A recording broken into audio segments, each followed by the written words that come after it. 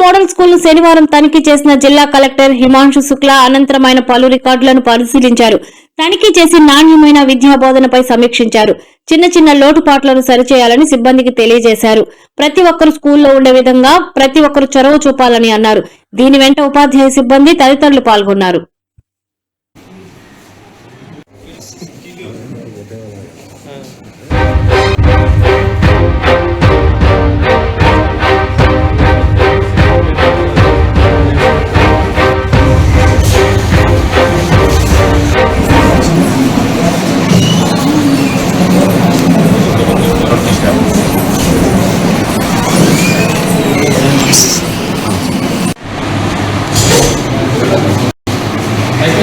నెల్లూరు జిల్లాలో PMC school కింద చాలా స్కూల్స్లో హాలిస్టిక్ డెవలప్మెంట్ జరుగుతుంది.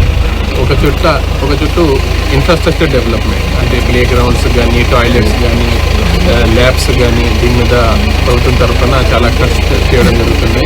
దీంతో పాటు క్వాలిటీ ఎడ్యుకేషన్ అంటే లైబ్రరీలో ఉన్న ఎక్స్పెరిమెంట్స్ కానీ, బుక్స్ కానీ, యూనిఫామ్ కానీ మీద కూడా ఫోకస్ చేయడం జరుగుతున్నాయి. ఈ నేపథ్యంలో ఈరోజు కలిగిరి మండలంలో పిఎంసి స్కూల్కి రావడం జరిగింది. కొంత చెక్ లిస్ట్ ప్రకారం చూస్తే రూల్ ప్రకారమే జరుగుతున్నాయి.